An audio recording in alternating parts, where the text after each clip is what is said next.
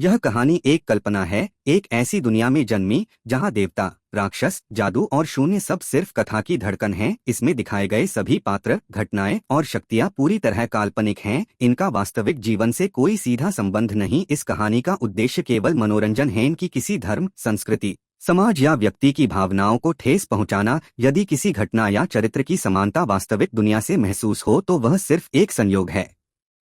कृपया इस कहानी को एक काल्पनिक ब्रह्मांड की यात्रा की तरह सुनें और वास्तविक जीवन में किसी भी जादू, शक्ति या हिंसा को अनुकरण करने का प्रयास न करें।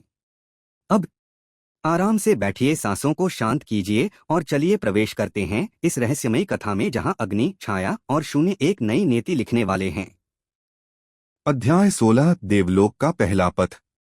चारों लोकों में पहला सामना। अंधलोक के द्वार पीछे छूट चुके थे।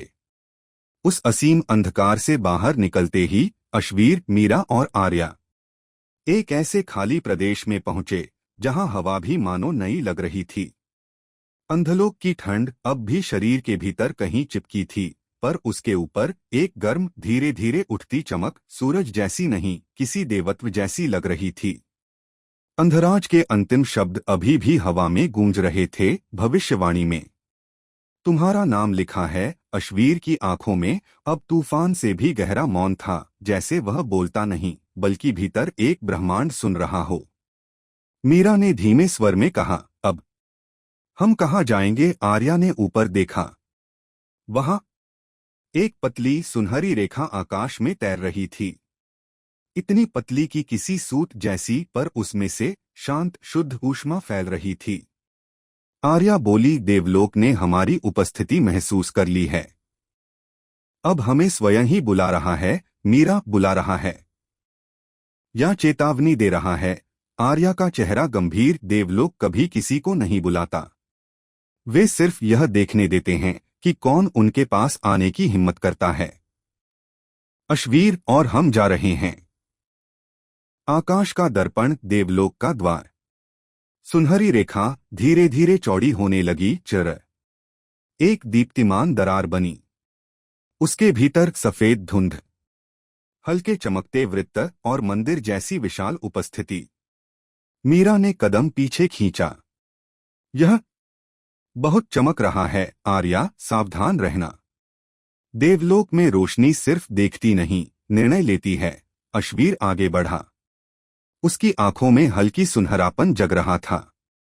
जैसे ही उसने हाथ बढ़ाया, दरार ने उसे पहचान लिया। एक शुद्ध, स्वच्छ आवाज आई, प्रकाश तुम्हें प्रवेश देता है, पर स्वीकार नहीं। मीरा को यह स्वर अजीब ठंडा लगा। आर्या, देवलोक का नियम यही है, प्रवेश मिलता है, सम्मान नहीं। अश्वीर, मैं सम्मान लेने नहीं आया हूं। और उसने देवलोक के द्वार में कदम रख दिया। देवलोक जहां प्रकाश निर्णय है। जैसे ही तीनों अंदर पहुंचे, दुनिया बदल गई। उनके सामने एक विशाल आकाश जो स्वयं प्रकाश से बना था, नीला नहीं, सुनहरा नहीं, बल्कि पारदर्शी सफेद। उनके पैरों के नीचे बादलों जैसा फर्श, मुलायम पर भार महसूस कराता। दूर दूर तक लाखों प्रकाश स्तंभ आकाश में तैर रहे थे, हर स्तंभ जितना ऊंचा उतना शांत। और उन स्तंभों के बीच देवलोक के प्रहरी, सफेद वस्त्रों में, चमकीले भाले लिए, बिना भाव के चेहरे। मीरा ने आश्चर्य में कहा, यह जगह इतनी शांति वाली क्यों लगती है? आर्या, क्योंकि यहाँ भावनाएं अशुद्ध मानी जाती हैं। मीरा, तो यहाँ कोई मुस्कुराता भी नहीं। आर्या, कभी नहीं। तभी ऊपर से एक भारी स्वर आया, अश्वीर। एक प्रकाशस्तंभ धीरे धीरे नीचे उतरा। उसमें से उभरी एक ऊंची आकृति, चमकते वस्त्र, आंखें जिनमें रोशनी ही रोशनी, चेहरा शांत, पर उसमें एक कड़ी रेखा। देवभट्ट, देवलोक के न्यायरक्षक। उसने अपने हाथ जोड़कर एकदम ठंडे स्वर में कहा, तुम्हारा स्वागत है, अंतिम प्रिमॉर्डियल। मीरा ने देखा, उसके स्वर में न स्वागत था, न शत्रुता, सिर्फ तथ्य जैसा ठंडापन। देवभट्ट, हम जानते हैं तुम यहाँ क्यों आए हो। अश्वीर, तो फिर सच बता दो। देवभट्ट, सच। वह मुस्कराया, शांत पर बेहद कठोर। सच वह नहीं जिसे तुम खोजते हो। सच वह है जिसे तुम सह सकते हो। अश्वीर की आंखें हल्की चमकी। आर्या ने धीमे कहा, समझ गए। देवलोक तुम्हें पूरा सच कभी नहीं देगा, ये आधा सच ही बताते हैं। देवलोक का प्रश्न, क्या तुम अपने अतीत के योग्य हो? देवभट्ट धीरे धीरे आगे आया और उसने अपनी हथेली अश्वीर के माथे पर रख दी। मीरा चौंकी। ये क्या कर रहा है आर्या? यह एक परीक्षा है। ये देखते हैं कौन अपने अतीत को सह सकता है। देवभट्ट का स्वर, अश्वीर, क्या तुम अपने अतीत को सह सकते हो? क्या तुम अपनी जाति के पतन के योग्य थे? मीरा क्रोधित हो उठी। वह बच्चा था, उसका कोई दोष नहीं था। देवभट्ट ने मुड़कर ठंडी दृष्टि से मीरा को देखा। देवलोक में बच्चों का कोई अस्तित्व नहीं। शक्ति जन्म से ही निर्णय है। मीरा को लगा उसके भीतर आग उठ गई है। अश्वीर ने धीरे से अपना हाथ उठाया, संकेत कि वह ठीक है। उसने देवभट्ट की आंखों में देखकर कहा, हाँ, मैं अपने अतीत को सह सकता हूं। देवभट्ट, तो फिर देखो। भविष्यवाणी का छिपा दूसरा भाग। प्रकाश अचानक अंधासा चमका और एक दृश्य उभरा जो मीरा और आर्या ने कभी नहीं देखा था। वही मनुष्य जो प्रिमॉर्डियल जाति का मित्र था। पर इस बार दृश्य में एक दूसरा भाग उभरा जो पहले किसी स्मृति में नहीं था। मनुष्य चारों लोकों के दूतों से गिर चुका था, घायल, आधा मृत। पर उसने ऊपर देखा और कहा, जो बच्चा मेरा आखिरी संदेश सुनेगा वह सिर्फ विनाश नहीं करेगा, वह चारों लोगों को एक निर्णय देगा। मीरा, निर्णय। दृश्य में मनुष्य का स्वर और भारी हो गया। उस दिन जब वह जागेगा, चारों लोग बचेंगे या जलेंगे, यह निर्णय वही करेगा। दृश्य समाप्त। देवभट्ट ने अपना हाथ वापस खींच लिया। देवलोक का अपराध। अब देवभट्ट बोला, चारों लोगों ने एक निर्णय लिया था कि यदि तुम्हारी जाति जीवित रही तो दुनिया उनके हाथों से निकल जाएगी। मीरा, मतलब? भविष्यवाणी का डर सत्य नहीं था। देवभट्ट, डर हमेशा सत्य नहीं होता, पर निर्णय हमेशा कठोर होता है। आर्या, तो तुम स्वीकारते हो कि चारों लोगों ने डर में आकर हत्या की? देवभट्ट, हाँ। मीरा के भीतर कुछ टूट गया। अश्वीर धीमे पर ज्वाला जैसे स्वर में, मैं निर्णय लेने आया हूं। देवभट्ट और देवलोक तुम्हें तुम्हारे निर्णय का सामना कराएगा। देवलोक की अंतिम चेतावनी। देवभट्ट ने हाथ उठाया। देवलोक का आकाश दरारों में बदल गया। सफेद प्रकाश तेज तेज और फिर उससे भी अधिक तेज होता गया। मीरा ने आंखें ढक लीं।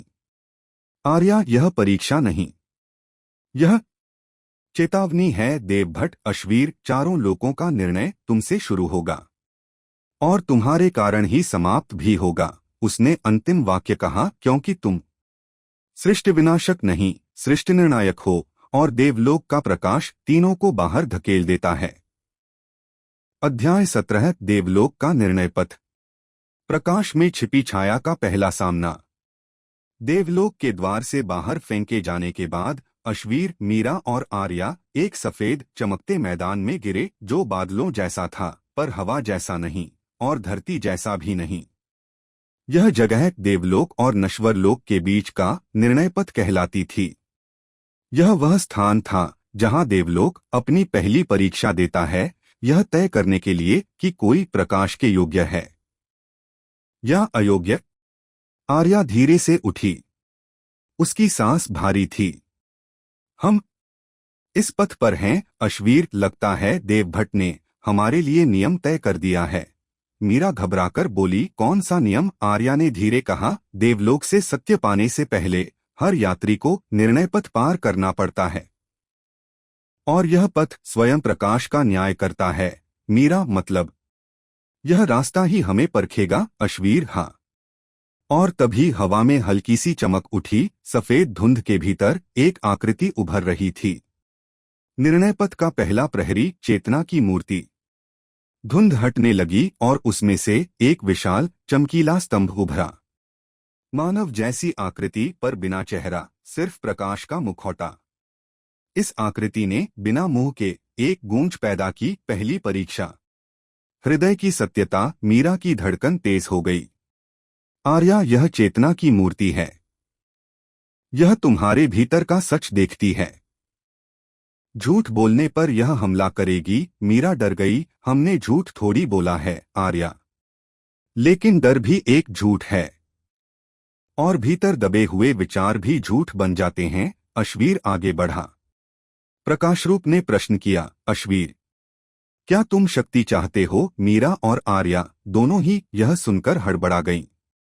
अश्वीर ने बिना एक पल सोचे कहा, नहीं। कक्ष हिल गया। अजीब सी धड़कन उठी। प्रकाश का चेहरा हल्का कांपा। तुम सत्य बोले। मीरा ने राहत की सांस ली। मीरा का प्रश्न सबसे कठिन। प्रकाशरूप अब मीरा की ओर मुड़ा। मीरा के पैर जगह पर जैसे जम गए। रोशनी ने पूछा, क्या तुम अश्वीर से प्रेम करती हो? उसने हाथ पकड़कर आर्या की ओर देखा, डरी हुई। आर्या ने धीमे कहा, उत्तर दिल से देना। सही या गलत की चिंता मत करना। मीरा ने अपना हाथ दिल पर रखा और धीरे से बोली, मैं आरव से प्रेम करती हूं, अश्वीर से नहीं। प्रकाश थम गया। 2 सेकंड, 3, 4, फिर एक शांत ध्वनि, सत्य। मीरा की आंखों में हल्की चमक आ गई। वह समझ गई, सत्य कभी गलत नहीं होता। आर्या का प्रश्न विश्वास का घा। अब प्रकाश आर्या की ओर मुड़ा। आर्या, उसके भीतर गहरी दहशत उठी, क्योंकि वह जानती थी इस पथ पर देवलोक उसे छोड़ने वाला नहीं था। प्रकाशरूप ने पूछा, क्या तुम अश्वीर की शक्ति से डरती हो? आर्या चौंक गई। उसकी आंखें फैल गईं। मीरा ने उसका हाथ पकड़ने की कोशिश की, पर प्रकाश के नियम में कोई सहारा काम नहीं आता। कुछ क्षणों तक आर्या चुप रही। उसके होंठ कांप रहे थे। फिर धीरे, बहुत धीरे उसने कहा, हाँ, मैं उसकी शक्ति से डरती हूं, पर मैं उसकी आत्मा पर विश्वास करती हूं। प्रकाशरूप पूरी तरह प्रकाशमान हो उठा। सत्य और तीनों के पैरों के नीचे निर्णय पथ। एक कदम आगे बढ़ गया। देवलोक की दूसरी परीक्षा, अतीत का बोझ। अचानक प्रकाश की दीवारें फैलने लगीं और उनमें पुरानी यादें उभरने लगीं। मीरा ने देखा अंधराज का युद्ध, आर्या ने देखा अपना अकेलापन, और अश्वीर ने अपनी पूरी जाति का अंत। व्यापक दृश्य, लपटों से घिरी सभ्यता, आकाश फटा हुआ, और चारों लोगों की आग बरसती सेना। मीरा रो पड़ी। नहीं, उसे यह सब क्यों दिखा रहे हो? आर्या ने हाथ बढ़ाया, पर दृश्य नहीं मिटा, क्योंकि यह परीक्षा थी। देवभट्ट की आवाज हवा में गूंजी, यदि तुम अपने अतीत को नहीं सह सकते तो भविष्य में कोई अधिकार नहीं। अश्वीर ने धीरे धीरे अपनी हथेली आगे बढ़ाई। उसने दृश्य को छुआ और कहा, जो हुआ वह भुला नहीं, पर मैं इसे ढूंढूंगा। दृश्य टूट गया। निर्णय पथ 2 कदम आगे बढ़ा। देवलोक का पहला असली शत्रु, दिव्यरक्षक। अचानक आकाश चमक उठा। बादलों को चीरता हुआ एक विशाल आकृति नीचे उतरी। सफेद पंख, सोने का कवच और हाथ में दीप्तिमान भाला। उसकी आंखें शुद्ध प्रकाश, पर उनमें कोई दया नहीं। आर्या दहशत में, यह दिव्यरक्षक है। मीरा, क्या यह प्रहरी है? आर्या, यह देवलोक का मुख्य योद्धा है, जो किसी को भी आगे नहीं जाने देता, जो देवत्व के नियमों पर सवाल उठाए। दिव्यरक्षक ने अपना भाला उठाया और उसके पहले शब्द, अश्वीर, देवलोक तुम्हें सत्य नहीं देगा, बल्कि युद्ध देगा। अश्वीर धीरे खड़ा हुआ। उसकी आंखों में शांत आग। तो मैं उत्तर युद्ध से ही लूंगा। और जैसे ही दिव्यरक्षक आकाश से उतरता है, निर्णय पथ कांप उठता है। अध्याय 18, दिव्यरक्षक बनाम अश्वीर, महायुद्ध का प्रथम प्रहार। निर्णय पथ अब शांत नहीं था। आकाश में फैली सुनहरी रेखाएं हल्के हल्के कांप रही थीं, जैसे प्रकाश स्वयं अपना संरक्षण तैयार कर रहा हो। दूर मेघों के परे एक दिव्य स्वर गूंजा, गहरा, भारी और 1000 घंटों जैसा। अश्वीर, देवलोक तुझे स्वीकार नहीं करता। और फिर आकाश फटा नहीं, धीरे धीरे खुला, जैसे किसी ने प्रकाश का विशाल दरवाजा खोल दिया हो। उस दरार से एक विशाल पंख वाला योद्धा नीचे उतरा, सफेद पंख, सोने का कवच और हाथ में एक दिव्य भाला जिस पर लिखे मंत्र दीप्तिमान सफेद लपटों की तरह जल रहे थे। मीरा की सांस रुक गई। वह युद्ध करने आया है। आर्या यह सिर्फ योद्धा नहीं, देवलोक का महासंरक्षक है, जिसका काम है निर्णय पथ को किसी भी हाल में पार न होने देना। अश्वीर आगे बढ़ा, धीमी शांत चाल से, जैसे चल नहीं रहा बल्कि जमीन उसके कदमों के नीचे खुद झुक रही हो। दिव्यरक्षक का पहला संवाद। दिव्यरक्षक जमीन से कुछ इंच ऊपर तैरता हुआ। उसकी आंखें शुद्ध सफेद थीं, इतनी सफेद कि उनमें किसी भावना की जगह सिर्फ निर्णय था। उसने भाला उठाया और कहा, अश्वीर, तुम्हारी जाति को भविष्य के डर से मिटाया गया और देवलोक आज वही निर्णय तुम पर भी लागू करेगा। मीरा चिल्लाई, यह गलत है।